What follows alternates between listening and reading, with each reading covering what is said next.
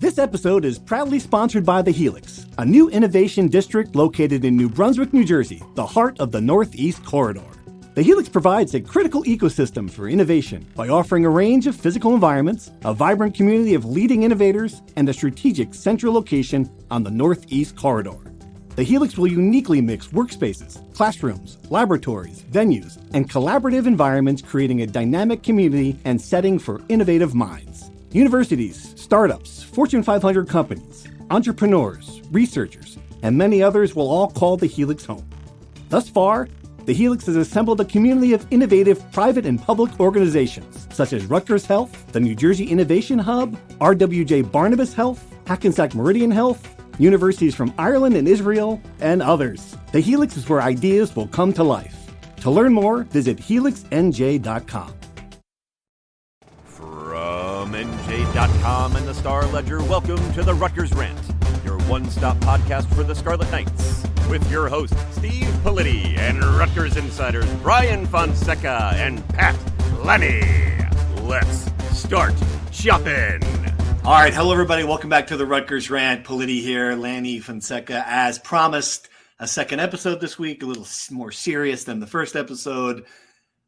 Tackling the issues around the athletic director vacancy, the abrupt resignation of Patrick Hobbs, people who may or may not replace him, candidates for the job, his legacy, and if you hadn't guessed already, the reason why we waited to record this episode until now, Brian's bombshell is the right word, but certainly big story on what was going on inside the gymnastics program that led up to in the months before Patrick Hobbs resigned, and we need to talk about that certainly. And I want to start there, and I think that for a lot of instances like this, people are not interested, Brian, on how the sausage is made. But I think it's important to kind of take us through this story in case people thought that we stumbled upon this the day that Patrick Hobbs resigned. That is far from the case. No, it's not. I had been looking into this since early May. A few gymnasts had publicly on social media expressed some grievances about the way they were treated by the gymnastics program, namely their head coach, Celine Beasley. And we had looked into it, talked to a lot of people, and we were investigating this for a couple months. And then, of course, Pat Hobbs resigns a week and a half ago, and we continue to report the story until what we have today. But this was not as impressive as it would be for me to do this story in 10 days' time. That's not what happened. It had been a few months in the making, and this is kind of the end product of what we got in our investigation. Right.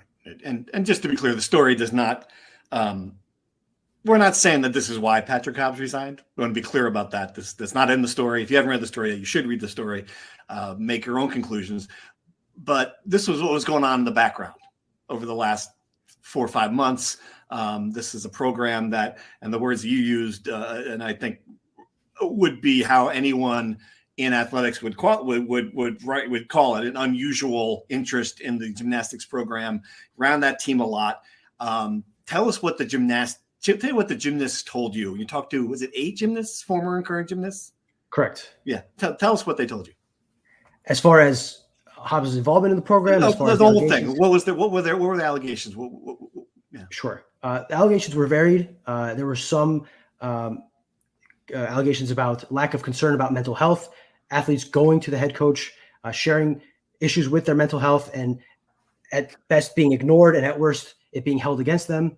One girl at one point late in the season when she retired was told that the coaching staff had it up to here with her mental health, and they had made too many accommodations already, which is obviously not something you want to hear when you are coming to someone for help, someone you trust with mental health concerns. There was accusations of flippant reasons for players being kicked off the team. One girl posted something on her private Snapchat story. It somehow got to the coach, and within an hour, and she was promptly told she no longer had a spot on the team because of that. And what this kind of boils down to is that these girls went to the school through the ethics and compliance department to express these concerns. Some of them went to Pat Hobbs, who is the leader of the athletic department, to express these concerns, and they felt that no one was listening to them. In the case of Pat Hobbs, he was siding with his coach, with the head coach, Celine Beasley, at every turn, and these athletes felt they had nowhere to go which is why some of them went public on social media and why some of them talked to us for this story. I think you just touched on it right there, talking about what you put in the story as well, about the protection that these gymnasts felt that Pat Hobbs was giving Salim Beasley, the coach of the gymnastics team. Obviously, this was not a program that was having vast success at Rutgers, and a 3-42 record in the Big Ten is certainly not a good mark, as you pointed out in the story. But can you just describe how Umi's relationship was going, or how the program was doing or how the program is still currently doing right now? So when we did our story about the overlook of the 10 years of Rutgers in the Big Ten, gymnastics was, along with volleyball, one of the worst programs in the department. Under Umi Salim's direction, there was some team records set, but against Big Ten competition, they are, if not the worst, one of the worst programs in the league. And they also spend more money than most teams in the league. These girls did feel that she was protected because they were going to Pat Hobbs to express these things, and they did not feel like they were being heard. That's where that aspect comes in. And as far as Pat Hobbs' involvement, he was around the team often this season, from my understanding, regularly at practices, attended a majority, if not all, home meets, went to multiple road meets with the gymnastics program, went to a meet in Nashville in which he participated in a yoga session with the team that was posted by the team's Facebook account. And these things just kind of felt off, which is, I think, where the unusual presence line comes from. Just he was the athletic director of a department with 22 team sports, and he was spending a lot of time around the gymnastics program. Yeah, and I think that's unusual, to put it mildly. And it's not to say that as an athletic director, you shouldn't be around all of your teams, but to travel with an Olympic sport, with a bad Olympic sport, to put it on time. I mean, not to be mean, but to show that much interest is certainly unusual. Given that, I mean, Pat Hobbs is not a presence at football practice. I mean, we're just being honest. Like, you guys are there all the time. He's never there. So just put that in the context. It's weird, right? And I think when I wrote the column, when he resigned, some people took offense to using that word. Like, these are unusual circumstances. And there's one thing in your story, and we finally got a response from Pat Hobbs. We get a response from a public relations crisis communications firm. Again, this is just like, and I understand, I'm not dismissing if the man has health problems, that's certainly something he needs to take care of. But these are not just behaviors that you see from someone, resigning abruptly, someone stepping aside from a job before a season like this, leaving his staff no time to prepare for it, having no continual relationship with the staff, no transition, again, like we talked to Pat Hobbs quite a bit during his time at Rutgers. We can text him and call him to ignore our calls about stuff in the immediate aftermath. There's just a lot of smoke here. We cannot connect the dots that this is the reason why Patrick Hobbs resigned. But I'm just telling you, it is certainly interesting is the word I'll use. To reiterate, Pat Hobbs, in his statement through crisis PR firm that he used to communicate with us, did reiterate that he stepped aside because of health reasons.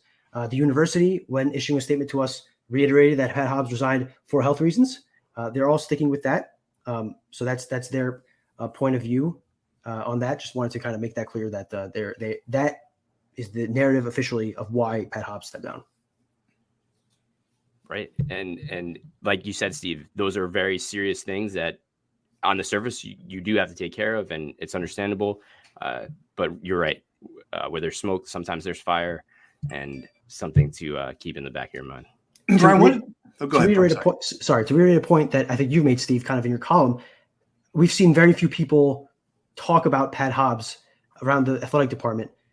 Steve Peichel did an interview with Jerry Carino. Greg Schiano mentioned it in his opening statement when talking to us on Saturday, the day after he resigned, but no quotes in the press release from the school announcing his departure. No, you'd think that an athletic director who we'll talk about his legacy later, but did some good things in his job, and for a lot of fans, is one of the best athletic directors in recent Rutgers history. You think that he'd get something from the university acknowledging his achievements, and there's just been nothing in the 10 days since he decided to resign. And just to be clear, what Pat Hobbs did say in that statement was that all of these allegations were looked into and dismissed. Is that the long story short part? Correct. Yes. Both the school and Pat Hobbs say that these claims were investigated and found to be unsubstantiated. Right. I should add. Sorry, go ahead. I was going to say, no, finish your thought before we move on. No, go ahead. Okay. The other part of this is the fourth thing like this that's happened under Pat Hobbs. And I think that's an interesting thing to bring to light. The softball program, swimming and diving had a situation like this. There was a member of his senior staff, Mike Zuhl, who there was an investigation into his behavior. Mike Zuhl turns out to be, and just the twist that you have a hard time believing, the go-between between the athletic department and the gymnastics program. There's just a lot of stuff here that's funky. One thing I wanted to mention that I didn't mention in the beginning when we were talking about allegations, one thing that really struck me was, so these two girls that are kicked off the team, they start expressing, after not being heard by the school or by Pat Hobbs, and after being kicked off the team, they go to social media, and within a month, the head coach that kicked them off the team has gotten them kicked out of their jobs, manning the front desk of the practice facility, a paid job that they were counting on to make money to pay for books and things they need as a student. And then they were reported by the head coach to the student council, to the Office of Student Conduct, and essentially is an effort to kick them out of school, right? So they've already taken away their spot on the gymnastics team, taken away their job that is, yes, associated with the gymnastics team, but there are girls working that job, from my understanding, that are not part of the gymnastics team.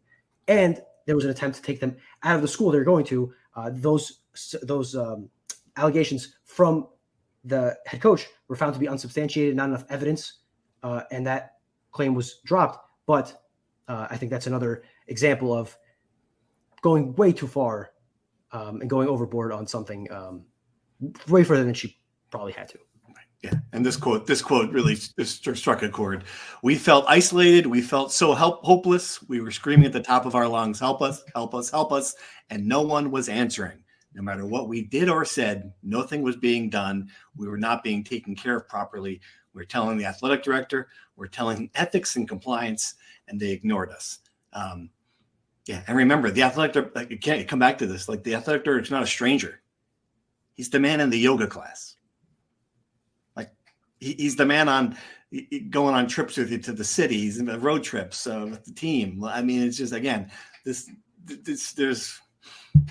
a lot here to digest. I encourage everyone to read it. Pat, do you have any other final questions before we move on? I guess just what I was bringing up earlier, the success of the gymnastics program. Brian did a great job in the story breaking down the financials and how Coach Umi Salim Beasley was ultimately rewarded with contract extensions despite ultimately subpar performances. I thought that was a really strong part of the article as well, and also the donations that you brought up in the article as well, Brian. So maybe you could just bring us home on that aspect of it all. Sure. The donation numbers, the contribution numbers that the program has received in her tenure have dropped significantly. In her first year, fiscal year 2019, it was in the six figures, something in the realm of $200,000.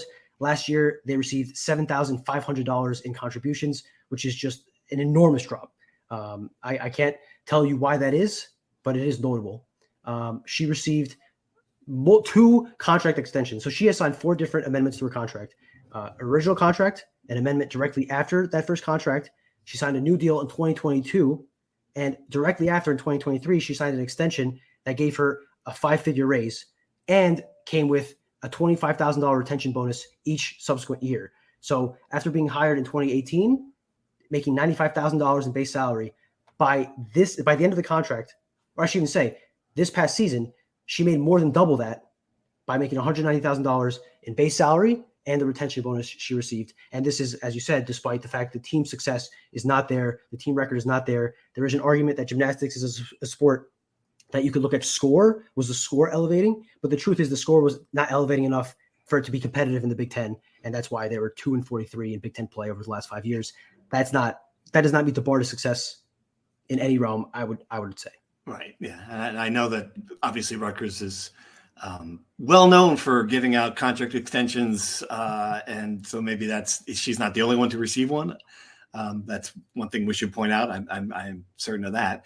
But yeah, underperforming program with good facilities now. Good tradition in New Jersey. There's a lot there that stands out. She did not comment for the story, Brian. Is that correct? She was not made available by the school. Gotcha. Okay.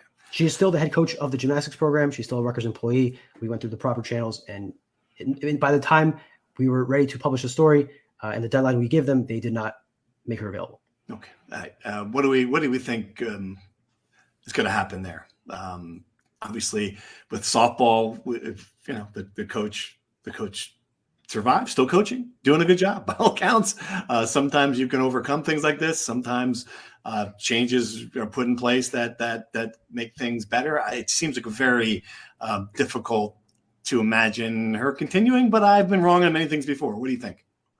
We shall see. No really way to tell. So we'll see where this goes. All right. Let's dive in a little bit. And the one thing we haven't done, and I think it's just kind of was such an abrupt thing that we weren't ready for it. And I was on vacation, and we didn't have a chance to just kind of discuss Pat Hobbs' AD and the legacy of him in that job. And it's certainly, you're going to look back on it as a pretty mixed thing. I think he did a pretty good job, and I've written that a bunch of times. I mean, there are things that he is responsible for: hiring Steve Peichel, number one, building a basketball facility. My goodness, the level of the issue that was before he got here for previous ADs, and the state of the facilities was terrible, and no one had built anything for years. That was a huge improvement, and you have to credit some of the team's success and the ability to recruit athletes like Dylan Harper and Ace Bailey to that. That's part of it. Those are two big wins. Looking at the flip side, I think that obviously the very difficult hiring of Greg Schiano and that entire process left a bitter taste in the mouth of many people. A lot of people who were very prominent Rutgers people who then that could have been handled so much better than it was. And it was a difficult situation that led to a lot of, I think, some donor problems. I don't think donor outreach was his strength. And certainly, as we've written and documented, and Keith Sargent did an incredible story on it recently, the NIL thing was a fiasco. What am I missing? Well, this is the fourth, I don't know if we want to call it a scandal, but fourth different issue coming up in his tenure in 8 years, right? You have the swimming and diving coach. That was a bit of a debacle. The softball investigation, as you mentioned before, Mike Zuhl, who in an interesting twist was the sports administrator for the gymnastics program this past year. He was accused of bullying and creating a hostile work environment, and he's still employed. And this is the fourth issue in his 8-year tenure. It feels like that's above average, more than the usual AD. And I don't think those could be overlooked. But otherwise, I think you did a pretty good overview of his tenure. I think the NIL thing is a really big thing. I just think they were not well adjusted to the new reality of college sports, and I think that you should be judged by that. I think other athletic departments were more aggressive, and I think Rutgers was a bit too conservative under his leadership.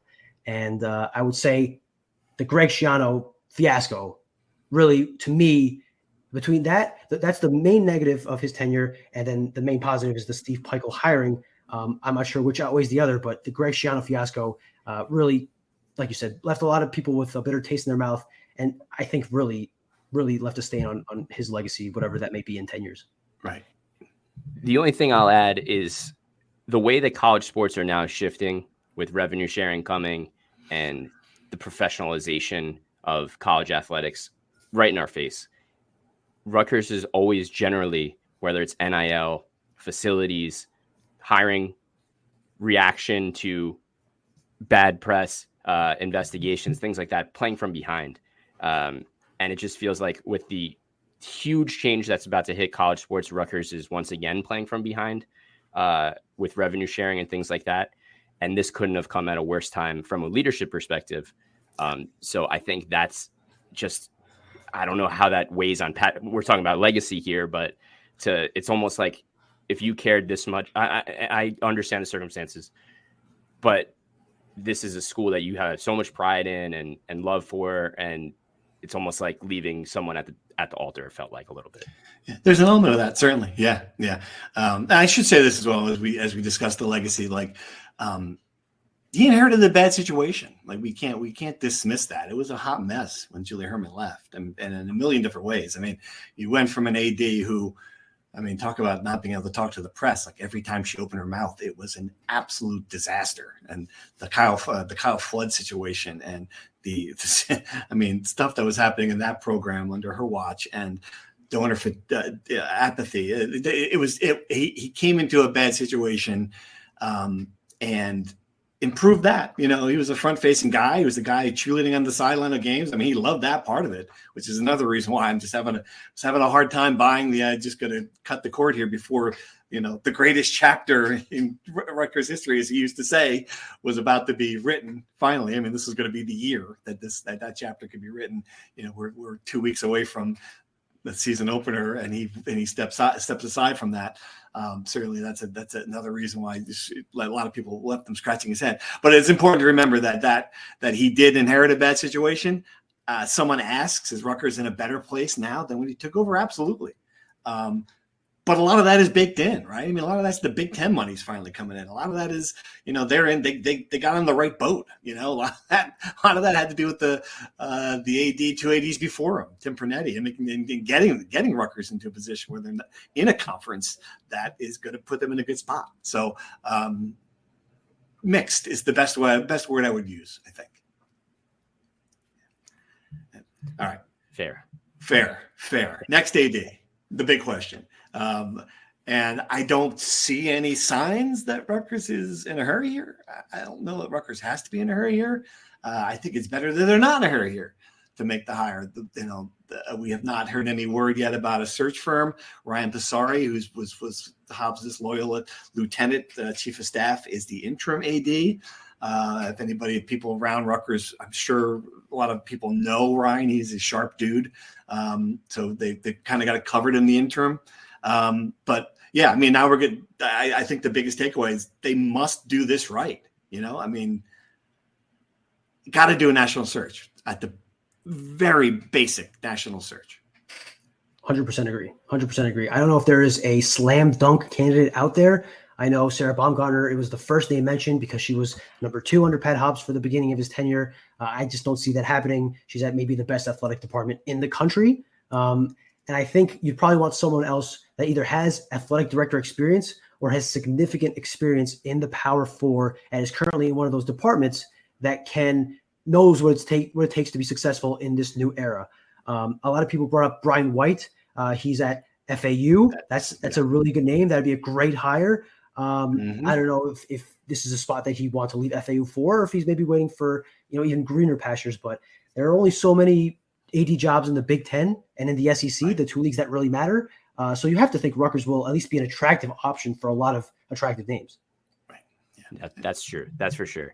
And I think what you said about experience and a proven track record is so great to say. It's harder to find, right? It's how many guys are willing to make a big jump from a good situation. It's about finding the person from, maybe not an out of left field hire, but that's how it has to be for sometimes. Right. So like Pat Hobbs didn't come from Michigan or per se. Right. He came from a completely different background. Yeah. And as a law school dean. And that's a road we can't go down again. That's a road like that. I think that's one thing for sure. Like the last few, and it's funny, just looking back on each of those scenarios, the last few ADs and how they were hired, Pat Hobbs, again, was just kind of foisted upon Rutgers in a bad situation. Julie Herman fired. He was supposed to be the interim AD. He said no. He wants to be and Chris Christie. I think that's all that. There was no search committee. There was no process. He was the AD, and okay. I guess when you think and considering the way Julie Herman was hired, which was like, someone told me this, and I was laughing, a 28-person search committee. I don't remember that. But I believe it because it was an absolute fiasco, and they ended up hiring someone with no experience in men's basketball or football. Just unthinkable. An athletic department like Rutgers, and someone who had walked into the door with her own major scandal that the opening press conference. I mean, just stuff that from the beginning, an absolute disaster. Didn't do their job vetting the candidate, hired for all the wrong reasons. So another strike. I just think you've got to do a national search. You've got to be able to find someone who's been in that chair, someone who knows how to do this, to run an athletic department. It should be an absolute prerequisite requirement for that job. And I will say, unlike 8 years ago, I think it's a really good job, and I think positioned well. You look around. I mean, I know there's always could be the sky is falling. People are like, well, what if they separate into 40 schools and Rutgers is kicked out? The next person should be the one who makes sure that doesn't happen, right? The next person should be the one to make sure Rutgers is positioned well, that the New York market it's not just their address, that it's part of their identity. There's so much here, and I say that I believe it. Like, this is a good job. This is a good opportunity. There's all the problems of the past. Forget this program struggles. I think there's a lot here for someone who, is an up and coming AD. I think Brian White, you mentioned that name. I think it's a great name. And I kind of forgot. Like, you look at what he did for basketball. I forgot what he did for football, hiring Tom Herman down there. Yeah, I mean, that's a good one. The one name that comes up a lot, Tim Pernetti, I think, is a fantasy. I will say that. He just got a job. Maybe if it was 6 months ago, he just got a job leading a conference. I think that it would be a step down for him at this point, and it'd be too much money. So I'll get that one out of the way first. Experience the Heldrich Hotel, a luxury hotel that's perfect for both the business and leisure traveler. Ideally located within minutes of Rutgers University, the Heldrich is convenient to all the action and activities at SHI Stadium, Jersey Mike's Arena, and the Rutgers University campus. The moment you walk through the doors of the Heldrich Hotel and Conference Center, you know you're someplace different. A place with an independent spirit and a boutique vibe. A place where you can immerse yourself in your meeting or event as easily as you can the local culture. Located in the heart of the city, the Heldrich lets you experience all that New Brunswick has to offer. Whether you're coming to New Brunswick for a fun weekend with friends, in town for a Scarlet Knights game, or attending a business meeting, book your accommodations today at theheldrich.com. Yeah. Another interesting point, the intersection of how government and politics play into this situation as well. You mentioned before Chris Christie, the governor of New Jersey, and his close connection with Pat Hobbs. How does the long-term effect of the Board of Governors and many steps ahead of where we are here right now, talking about Pat Hobbs' legacy, how all that's going to factor into the situation is also really important. Yeah, totally. Let me throw in a hypothetical, because people have brought this up. I figure we should talk about it. Greg Schiano, athletic director.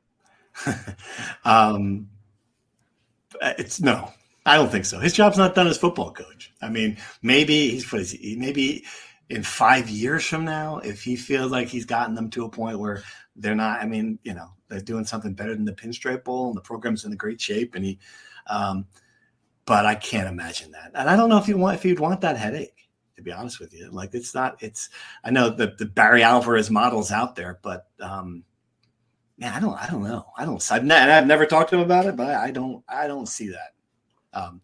I agree. Yeah.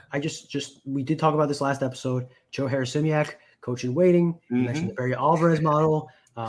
Didn't Barry Alvarez leave to become AD and then coach on an interim basis later on in his career? I don't think it's likely. I don't think it's going to happen, but I figured I'd bring it up because multiple people have brought it up to us, and I don't think it's impossible. I don't think it's likely. I don't think it's impossible. Well, the important part is to realize how much influence will Greg have on this search? How much does Steve Peichel have on this search? Like, does that trickle down? I'm not really sure the inner workings of the athletic department at that level, but your two most influential coaches. I mean, we're talking about the intersection of government and athletics. New Jersey's highest paid employee. I don't know if still is, but right, like obviously the head football coach is one of them. It's a high power position. This person will not be hired if Greg Schiano doesn't approve it. I totally believe that. And it's savvy again, as my PhD in Schianology tells me, the fact that he in his comments a couple of times has mentioned the name Amy Towers, who, if you don't know who Amy Towers is, you're probably not around Rutgers. Well, she's now the chairwoman of the Board of Governors and an extremely influential person in the Rutgers universe, who will have a big say in this job. And I think there is certainly synergy there between the chairwoman of the Board of Governors and the head football coach. And I think as well, the university president. So while I'm trying to think of a polite way to put this, I mean, Schiano and Hobbs coexisted. I think it's probably the strongest verb I would put to use that phrase, and far longer than a lot of people thought they would have, right? Like when that press con, when Schiano was introduced in that press conference, you put the over under on 2 years, I would have been hammering the under that relationship, and it got to 8. I mean, how long has it been? Five. Yeah, it's the 5th season. 5. Yeah. So that was my question for when Greg spoke the day after Hobbs' resignation. I want to keep that in the back of your mind too. Like, this was the next day at football availability. Greg was obviously asked a lot of questions. Brian and I were, of course, two of the people asking him questions. It was so poignant to me that at Big Ten Media Days a month earlier, he said that this is the most vertically aligned Rutgers has ever been from an athletic standpoint. And then a month later, it's not falling apart. I want to put it smartly, that it's not falling apart, but the person in charge of the athletics program resigns abruptly, and there are things not vertically aligned. But wasn't that the press conference that he didn't mention Hobbs' name? Correct. Like he all but mentioned and I gotta tell you, Vito in field maintenance. I mean, he all but mentioned like everybody, and you can't without our equipment guys. I mean, it is, yeah. I mean, I think that was pretty telling, right? Sure. I mean, it's interesting. This is a man in Greg Schiano who thinks about everything he says, does. I don't know for a fact if it was an accident or not, but I'd be very, very surprised if that was not intentional. Totally. I think so. And I will say this, like, I think Greg wants a partner. Like, if I had to guess what he wants, and if you look around right now, the ones that are doing successfully, essentially the athletic directors, what do you need? And like Ryan Day says, I need $20 million for a starting lineup. Right. And right. There's a team of people going, all right, let's get Ryan Day $20 million so he can buy, the best running back in the SEC. Like, I mean, honestly, this is like, that's what's happening elsewhere. It's never going to happen here like that. But alignment is a great word. I think that's been lacking. I think that the one thing I would say right now with the Rutgers, like, as for all the good things Pat Hobbs did, like there were some things he was doing that was holding this place back. Very simply, and out of caution, out of traditional, whatever you want to put, however you want to put it, out of the lawyer in him, out of not being, forward thinking enough. And believe me, we had conversations where we argued about this, and he disagreed strongly and said, he was doing things that trying to be proactive, and you just don't know all that we're doing. Okay, maybe I don't, but I do talk to a lot of people. And the sentiment from a lot of people around the athletic universe was that he was holding Rutgers back in some place. We'll see if they can find someone who can drag them forward. I guess that's. Well, in the meantime, I'm interested to see what Ryan Passari's position in that realm is as the interim AD. He's not the AD yet, but he has the power of the AD, and kind of, I don't anticipate. I think this is just me thinking here, but once the season has started already, I'm not sure how much influence the AD will have on the 2024 football season and the 2024-25 basketball season, right? I think that the work preparing for those years was years in the making. Now you can kind of let Ryan Passari have the year as the AD, just kind of keep the ship. I'm trying to find an analogy here that I can't think. Just make sure everything stays upright. And in the meantime, it'll be interesting to see if he'll be more aggressive in NIL, if that will be more part of his message, and just how he differentiates from what Pat Hobbs did. Because yes, you're right. He was his loyal lieutenant for many years, but now he's the guy in charge, and he has a bit of a power to do things differently if he feels fit. Yeah. Talk about a bad spot. I mean, honestly, and I feel for him. And again, this is someone who survived anybody who's like a survivor of Julie Herman kind of got through it. Really well respected chief of staff, knows everything that's going on in there. But man, you're thrown. You're from a lieutenant. The general's gone, and you've got zero time to prepare for it. Oh, and by the way, the season's here. I mean, it's tough. It's a tough job. Right, but like Brian was saying, they've been preparing for this for years, right? And the guy that's been there he's been there 13 years, so he's got the experience. He knows the inner workings of the athletics department, and right, if anyone's best positioned to maintain, level the situation, it should be him. And of course, we talked about his background a little bit, but obviously he was a college football player at University of Pennsylvania, understands football, understands the game at a high level, academic level, first and foremost, as an Ivy Leaguer, and a guy that's going to be hugely influential in how Rutgers comes out of this revenue sharing era, or goes into this revenue sharing era in the Big Ten coming soon. Right. He certainly has an opportunity to make a stamp on it internally during the few months that he is running the show, so to speak. All right. Want to take some questions we got some questions from our texters.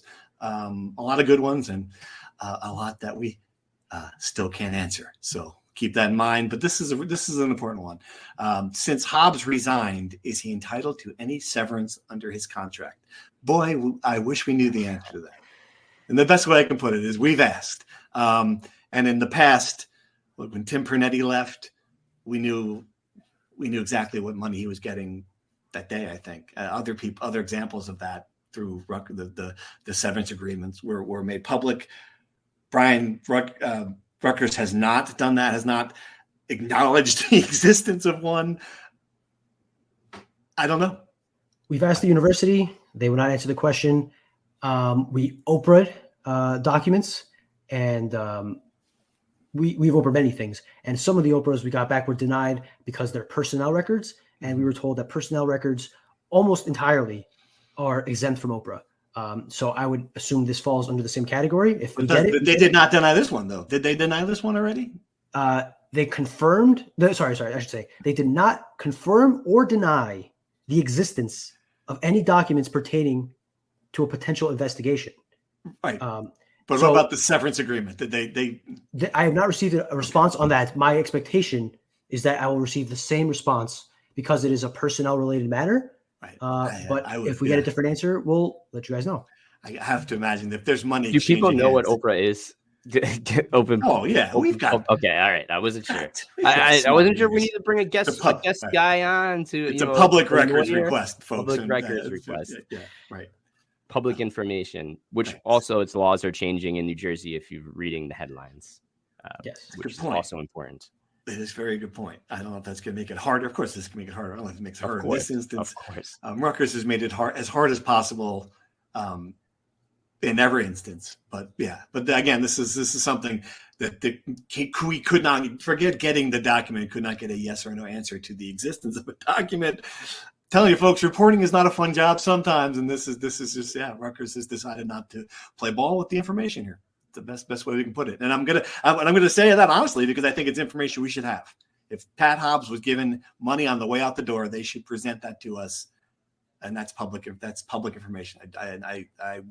We will fight. I know at the State University of New Jersey. Yes, it is. We will fight that to get that information. That's for sure. So per his contract, we again they could have an agreement outside of this, correct? But the way his contract is worded, my understanding is, as not a lawyer, but reading the text of the contract, is that if he resigned, he could submit a document within 60 days of wanting to resign, and leadership, meaning the president, could decide whenever to honor that resignation, and the contract is over. No more money owed, nothing. That's my understanding. Obviously, there are always ways that two sides can agree and have a separation agreement, as you said. We are not sure exactly what happened, like you said, because Rutgers won't answer. But if it was strictly a resignation, both sides shake hands and go with their own ways, they would owe him nothing. I just find it hard to believe that to be the case, no matter the circumstances behind it, because that's a lot of money left on the contract, and it's hard to just let that go without getting any of it back. If he walked away without a cent, again, citing health reasons to walk away without a penny That doesn't add up. Like it already doesn't add up to me to walk away, to resign your job because you're having a serious health problem at a university that essentially gave $5 million to the women's basketball coach in a similar situation. Right. And I get, maybe people have said, well, maybe Pat Hobbs doesn't want to hold them over, the same way that Vivian Stringer did. I mean, it's a lot of money to leave on the table. Their sick leave, their leave of absences, separate again, like people. This is just, it comes back to why this is all so unusual.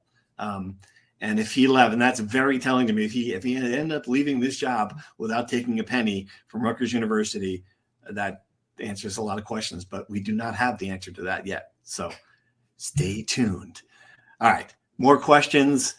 Who qualifies to be AD who is already in-house? Joe wants to know. I think we talked about that a little bit. Ryan Passari, I think he will, depending on how he does, deserves an interview. Like he deserves an audience. He's been in there for, you would think that they would sit down and talk to him. I would say this, like, I'd be surprised if it's an internal candidate. I don't think there was a succession plan within Rutgers. And even if there was, again, I come back to the idea of getting someone who has experience running an athletic department would be important, would be number one on my list of things to check by. And that would cross off Sarah Baumgartner and names like that as well. I don't know. We don't know if that's going to be the case for Rutgers, but you guys agree with that would be hard to imagine internal candidate. I agree. And I'm also not crossing off someone from the professional ranks who understands contracts, player payments, and bookkeeping and salary caps and things like that. I think that's valuable experience beyond, being the head person, at a law school or another college. So, are you saying someone who, like, maybe a CEO of a major corporation that makes cell phones like Motorola, perhaps? Is that where you're going with this? Like a Greg Brown type figure? They would go into the business world and tap their athletic director? I'm thinking about it from a football and basketball perspective, where these are huge topics that are going to be extremely important. And when you talk about, the business behind college athletics, I think that's the next logical step. So would it cross over into the big private sector? It has already, right? At times in Rutgers history. What do you think about that, Brian? If there was a candidate, this is a really interesting point, and one that I have kind of ruled out, maybe for the wrong reasons. I don't know. What do you think if they could find someone who is a successful a high level business person? Would you consider them for the job? I think certainly you'd give it some thought. I do think that you need a second person, kind of to Pat's point, on the sports side of things, who knows college sports and the inner workings of the reality now, because this was difficult enough to deal with for ADs in the current job. Pat Hobbs was the AD for 4 or 5 years before this happened, and his head was probably spinning half the time with all these new things happening. So I would imagine a person that right now, if they're in the private sector, they're at best a very plugged in fan, but they're a fan nonetheless. They're not in the inner workings. So if you go that route, I think you have to hire a second person as a lieutenant who really, really knows what's going on, maybe as a potential successor. And I think maybe even consider adding a GM. I know some football programs have a GM to handle that stuff within the football program, or basketball programs have that too. I certainly think that they should look into that, regardless of who they hire, because I don't know that having an Altius partnership is enough to handle all of that, but that's kind of going a little bit off the rails here. But I certainly think it's possible. I still think if you're going to make a primary decision, if you have a choice between private sector or seasoned veteran in athletics, I think you got to pick the latter every time. Yeah, as long as that seasoned veteran can tap into the, to the private sector. I mean, you want someone who's going to be able to get some, obviously raise some funds. And that's a good point. We should address, like, for me, number one thing, raising money would be the number one. Number two thing would be a vision for putting Rutgers in the conversation with the 25 schools of 40 schools, how many ever it is that survive this. And what else is on the list? What are the other things that are important for this job? Like I thought just right now what I was talking about and what Brian just said with a general manager, someone who understands payroll, like how these things are going to have to work. I think that's really important. That's all I got, though. Crisis management. Yeah. I would say someone who A can public relations firm.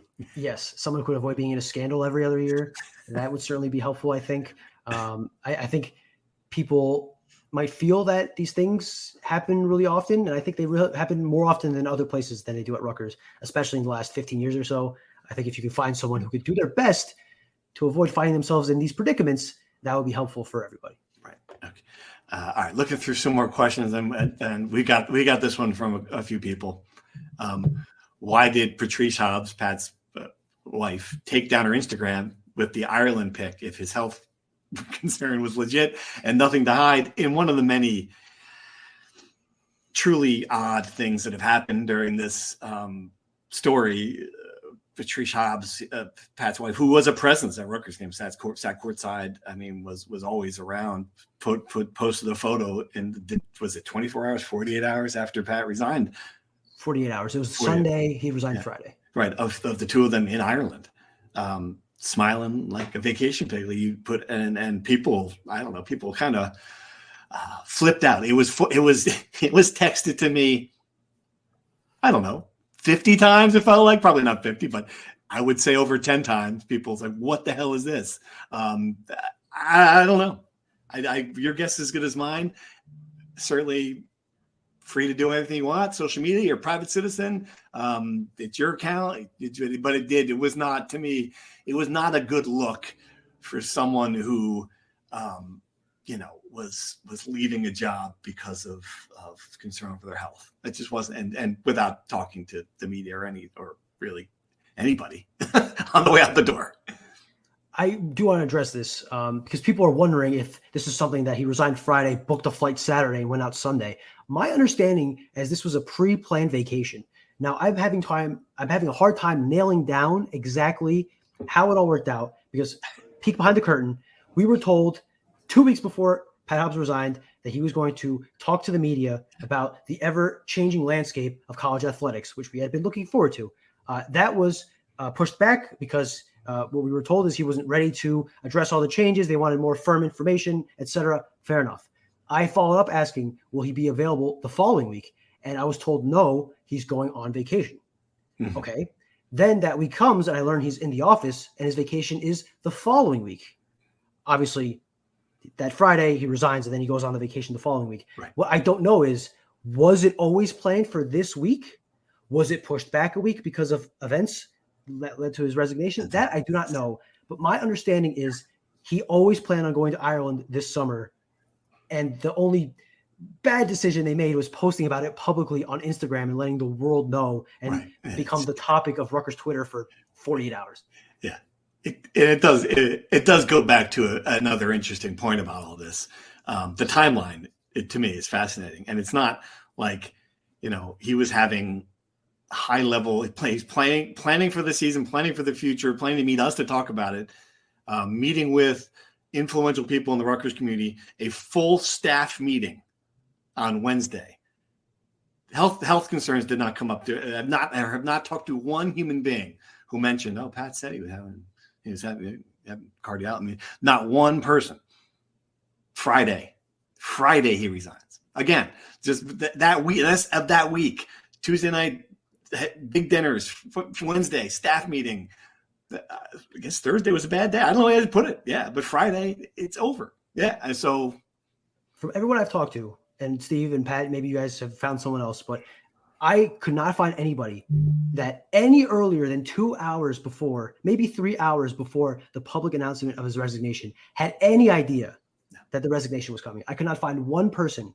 And we've talked to people that you would expect to know. Not one person was able to tell us, oh, we knew that, a day ago, 2 days ago, Pat had mentioned it in this meeting. I never heard anything until Steve Peichel heard about it he was on vacation. I believe him. That's where he found out about it. That's what he told Jerry Carino. Yes. Yeah. So, and we didn't talk about that. It's funny no one asked about that. And I think that's a really important thing here.